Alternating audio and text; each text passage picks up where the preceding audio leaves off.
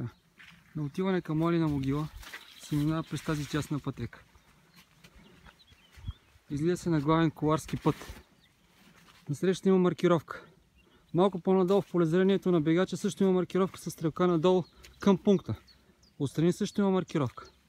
Долу пак. Даже една имаше, която вече махнах. За тези, които идват отдолу, от Олина могила на полумаратон, след това и на маратон, идват по същия път, коларски голям път, нагоре. И вместо да се шмугнат в тази малка пътека, където да се сбият с другите бегачи, те просто трябва да продължат нагоре по същия път.